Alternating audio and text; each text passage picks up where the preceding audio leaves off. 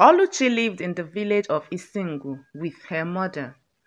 Having lost her father at the tender age of 6, she was the only child of her mother, who was a peasant farmer.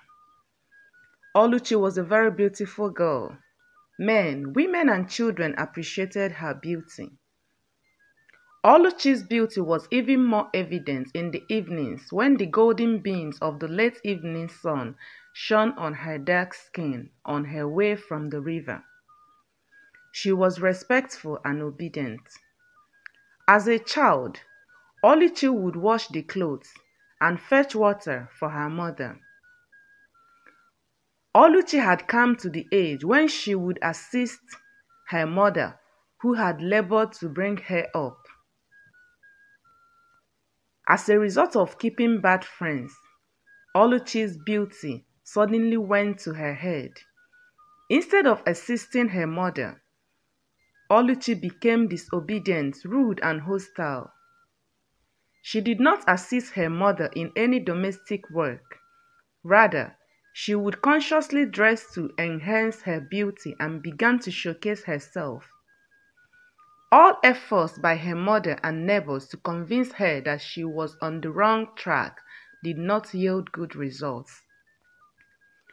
Oluchi would go out in the morning and return late in the evening to eat and sleep.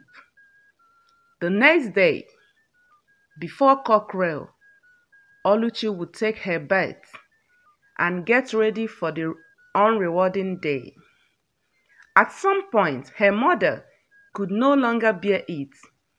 She decided to punish her.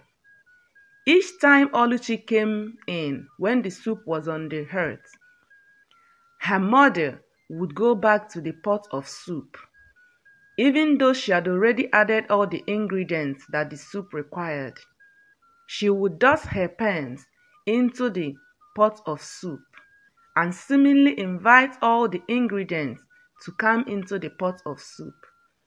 Meanwhile, her daughter would sit down to watch, and from there she thought she had learned how to cook soup, not knowing her mother was deceiving her.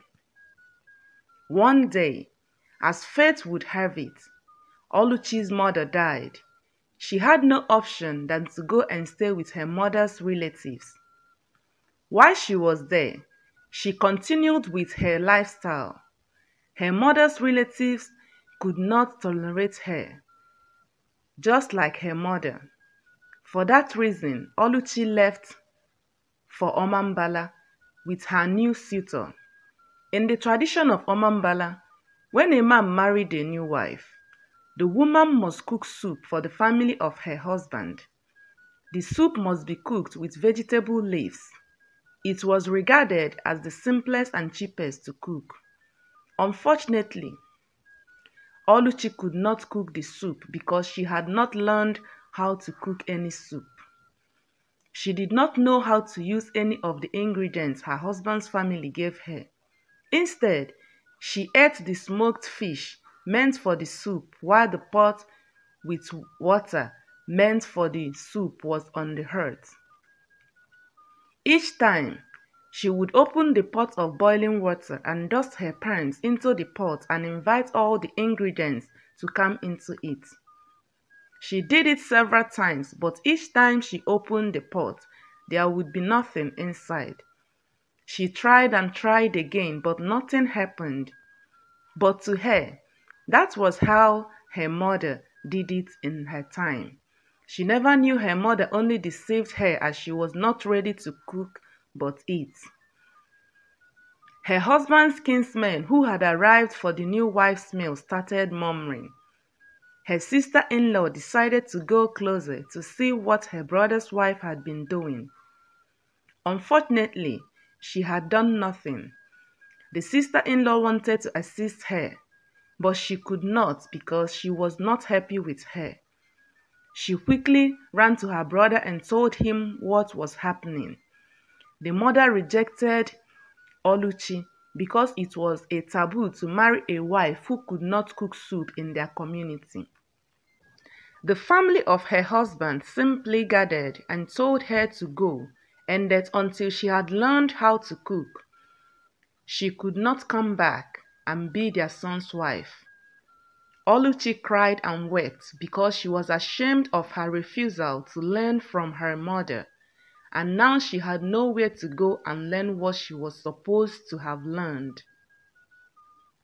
However, she went back to her sister's house to learn what she was supposed to have learned earlier. Moral lesson of this story is that one should learn to stay away from bad friends, as bad association, they say, corrupts good manner. And on the other hand, make haste while the sun is shining. Oluchi had the opportunity to learn how to cook from her mother while she was still alive, but she misused and abused the privilege of learning how to cook. Instead, she preferred to roam around the community with her friends.